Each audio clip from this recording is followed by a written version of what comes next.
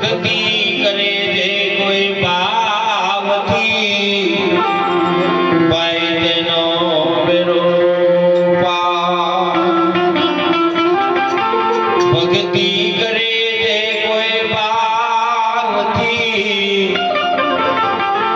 ભાઈ તેનો બેરો પાર સદગુરુ ભગવાન કી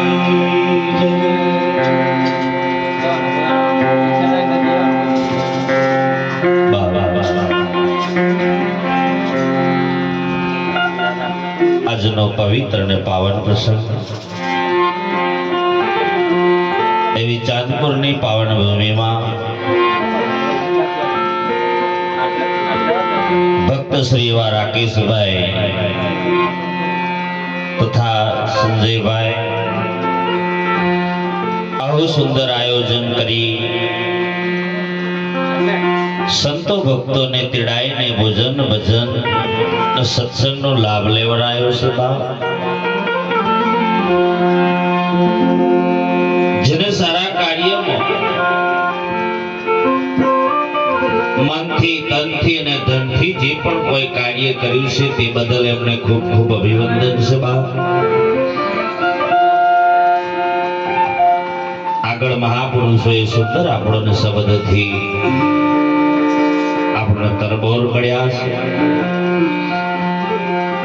આજનો એમનો ભાવ હતો જે સમય સાઉન્ડ લાયા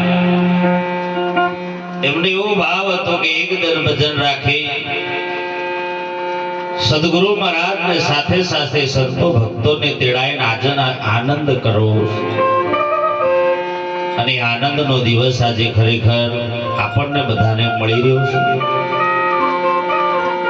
આજની રાત આપણી રડિયામણી છે આજ છે કાલ કોઈ જોઈ નહીં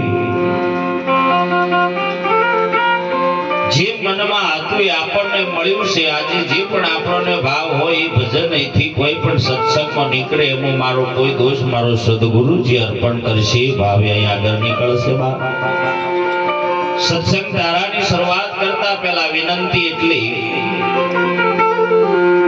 આ શબ્દ જેને જીવનમાં ઉતારવો ના ઉતારવો એ આપણા હાથની વાત ભક્તિમાં જોડાવું ના જોડાવું જીવન બનાવવું ના બનાવવું એ પોતાના ઉપર નિર્ભર કરે છે સંતો કહેશે મનડા મોને તો ભક્તિ કરીએ વીરા મારા મનડા મોને તો ભક્તિ કરીએ ના મોને તો બેહી રહીએ પણ બેઠા બેઠા કોઈની હળી ના કરીએ આટલું કરશો તોય તમારી ભક્તિ છે એવું સમજો ભજન એ તમારા ભીતરમાં એક શબ્દ ઉતરી જાય અને જો તમારું આજથી પછી પરિવર્તન આવે એટલે તમારું ભજન થયું એમ કહેવાય ભજન સાહેબ ભેદ ઉકેલી તમને તમારા ભીતરના પરમાત્માની ઓળખ કરાઈ નાખે એનું નામ ભજન છે અને આવા સંગમો સાહેબ જે બેઠા છે એના વિકારને સાહેબ નાહવું પડ્યું છે સંતો કહેશે જ્ઞાન ગંગા કાશીની ગંગા કરતો પણ જો મહત્વ વધારે હોય તો જ્ઞાન ગંગાનું છે એ ગંગામાં નાવાથી કોતી મનનો મેલ જતો રહે અને સાહેબ ગંગામાં નાવાથી તનનો જાય પણ મનનો ના જાય એટલે વાણી બોલીએ જ્યાં આજુબાજુ બધા ઊભા હોય ત્યાંથી અહીં આગળ આવી જાય જો સુધી સત્સંગ તારા ના પતે ત્યાં સુધી કોઈ પાણી નહીં આલું બીજું અંદર મસાલા બધું કોઈ ખાતા હોય તો એને કાબુ કરવાની જરૂર છે થોડી વાર વાટે વાટે સમેટતા ના 3 કલાકનો સમય જો આપણા મનને કાબુ ના કરી શકીએ તો બીજું તો શું કરવાના આપણે જ્ઞાન ગમે તેટલું હોય આપણામાં પણ જો આપણા મન ઉપર જો કંટ્રોલ ના કરી શકીએ તો કોમ ના લાગે પછી પેલા એની વારું મજનો કંટ્રોલ એવું ના થાય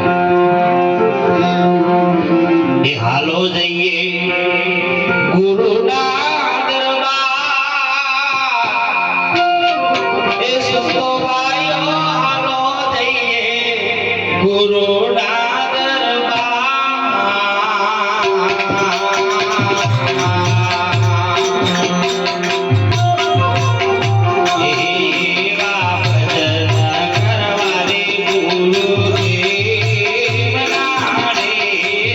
Thank you.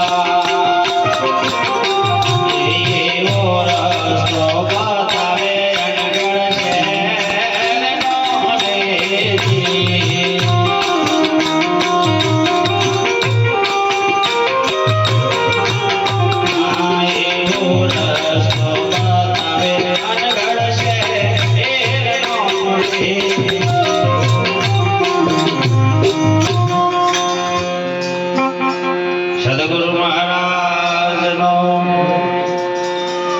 એકો કાપી નાખજો ભાઈ, થડો લેજો.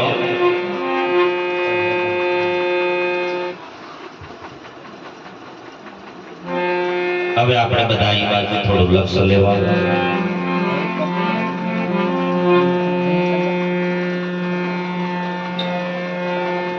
આજે હલ સહેજ કાપી નાખો. હલ હલ હલ બસ.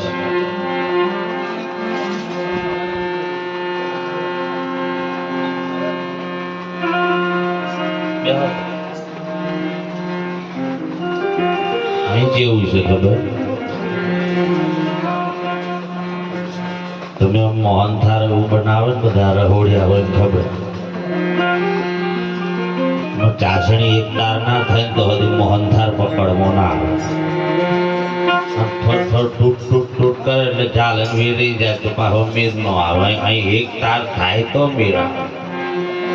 નહીં કેતા તેલ અને તેલની ધાર જોવો એમ કે બધા, અમારે એ પાછું જોવું પડે. એટલે આપણે બધા આનંદ કરવાનો છે. જ્ઞાની હોય અજ્ઞાની હોય એવું બધું મનમાં રાખવાનું નથી. આવું બધું લઈને જે પોટલો ફરીએ છે ને એમાં જ આપણે હજુ આગળ નહીં આવ્યા. આ ડુંગરો બધું ઉઠાયું છે ને એ બધું ઓછું કરવા માટે ભજન કરવાનું છે. ઓછું કરો તો કોઈ બને એટલું જે હતા તેમ તેમ થઈ ગયું એટલે પાછા પિતા ના થઈ જતા હતા. એમ નીમ થયો એટલે કે ભગતમાં તાણ જતા ને વાતે પાછા એમ ના થતા. પણ કહેવાનો ભાવ કે જે આપણા મનમાં જે બોજો નતો ને બોજો પાછો ઓછો કરો એમ. પેલા એકદમ બે કાગડા આમ બરોબર હરીફાઈમાં આવ્યા. પેલો કાગડો કે હું તારાથી આગળ બહુ દોડું, હું ઉડું તો તને પણ પાછો પાડતો. બે કાગડા. એનો માલિક કે હાલ બે ઉડવા ઈચ્છો છો તો હું જેમ કરું એમ તમારે કરવાનું. એકના રૂનું ભરિયાલું ઠેલ્યું, એકને એકને મેઠાનું ભરિયાલું. વજન કને લાગે? આપણે બોલવાનું છે બધા ઘર નસીએ ભાઈ હું તો ત્યાં 4 વટવાણે આવી ગયો છું, પણ હું સાદો કપડા મૂળ ખાતો નહીં એટલી ખબર છે. નેहरू પેન્ટ શર્ટ પહેરીને એટલે ઓળખે જ નહીં. કોકતા જે હોય તો ઓળખે. માવા રાત થાય તો જ બધું પહેરે ને ભાઈ. તને થોડા ખબર પડે કે આવ્યો તો તે દન હતો એટલો જ એ પછી સમજાય. વજન તમે જો મેઠું એક થેલી ભરિયાલું ને એક રૂ ભરિયાલું, બે કાગડો એ બે પગમાં પકડ કરી. પેલાને મેઠું ભરિયાલી અને એમ થઈ ગયું કે હું હવે જીતું એમ લાગતું, અને રૂવાળાને તો આનંદ થઈ ગયો કે હવે હું તને રાય નાખવાનો આગળ. આ અહમના ભીમણની વાત કરું છું, બહુ ધ્યાન લેવાની જરૂર. મારું જીવન સારું મળ્યું છે, જીવી લેવાનું પેલું ખેંચાતોડમાં તો હતી. આ કોઈ નહીં કરતો ભાઈ, અને કમ્પ્લેટ જેમ છે રવા દે. હલો હા બસ. તમે જુઓ તો એ બરોબર ઉડવા લાગ્યા અને એ ઉડતા હતા. એકો કાપ હજુ એકો કાપ અને એક તીક્ષ્ણ અવાજ ના આપવો જોઈએ. હા બસ. તમે જુઓ તો એ ઉડતા હતા, એવા ઉડતા ઉડતા ઉડતા જાય એટલે પેલા કાગડા મનમાં એમ થયું કે મેઠું હાથમાં આવ્યું છે, મારથી હવે કશું બને એમ છે. પણ એ કાગડાના મનમાં એવો વિચાર આવ્યો કે પરમાત્મા, હે જગતના નાથ, મેં આજ સુધી યાદ તો નહીં કર્યો, પણ આજે મારી ધર્મ સંકટ આવી છે એટલે હું તને યાદ કરું છું. પેલો કાગડો તો એનાથી સવૈયો આગળ જાય, પણ સાહેબ જેને અંતર આત્માથી જ્યારે પરમાત્માને યાદ કરો ને એટલે ન થવાનું તમને કોક ને કોક થાય. જે માંગો એ મળે, પણ અંતર આત્મા તમારો વિશ્વાસ જોઈએ, ભરોસો જોઈએ અને પ્રેમ જોઈએ. જ્ઞાન એકલું ન કોમ લાગે, એની પાછળ તમારો ભરોસા પાત્ર હોવો જોઈએ. આ કાગડાની આ આરાધ હોભરી અને વહરાત તમે જુઓ, બરોબર ચાલુ થયો એટલે મેઠું ઓગળે કેમ નીમ રે ઓગળે ને ભાઈ. તે તમે જુઓ તો મેઠું ઓગળ્યું, પેલો બહુ જ ઉડતેલો પાણી ભર એટલે રૂહ બરોબર ભાઈ પાણી ભર એટલે બરોબર વજન વધ્યું, ફમે ઉડેલો.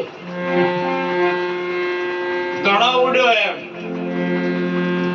પણ પેલું રૂનું પરંગ સીધો ને હશે આવી ગયો અને પેલે જે પરમાત્માને પ્રાર્થના કરીને સાહેબ ધીરે ધીરે ધીરે સાહેબ અગમ દેશ પહોંચી ગયો.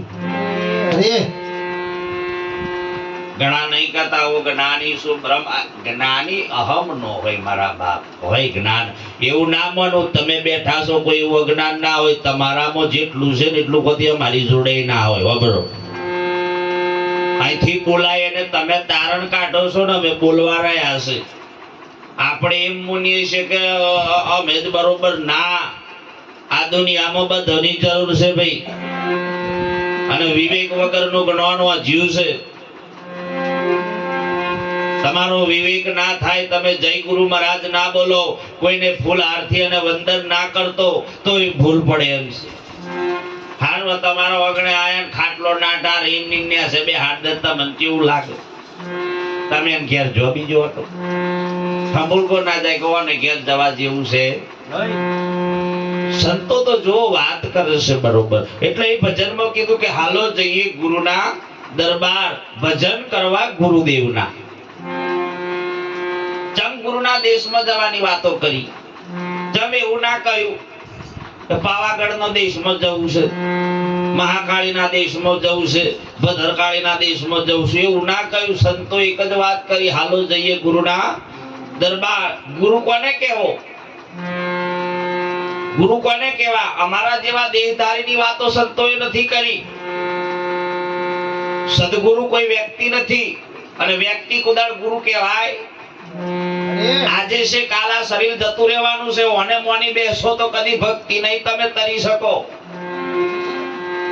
અને આ ભક્તિ ગુરુના દરબારમાં જતા પહેલાની શરૂઆત તમારી પહેલી તમારા ઘેરથી શરૂઆત કરવાની જરૂર છે તમારા ઘેરથી કઈ શરૂઆત કરવાની છે તો મા બાપ તમારા જે જન્મ આલ્યો છે આ શરીર કોને આપ્યું છે મા બાપે આલ્યું છે તમે જાણે નતા આ સૃષ્ટિ ઉપર આ દુનિયાના ખૂણે ખૂણે તમે ફર્યા એકબીજાને મળવાનો જો કોઈ અવસર મળ્યો હોય કડા પ્રતાપે મળ્યો છે તો મા બાપના પ્રતાપે આ શરીર મળ્યું એટલે આપણે એકબીજાને ઓળખી શકીએ છીએ બાકી મા બાપ ના હોત તો તમે ને અમે આ જગ્યાએ હોત ના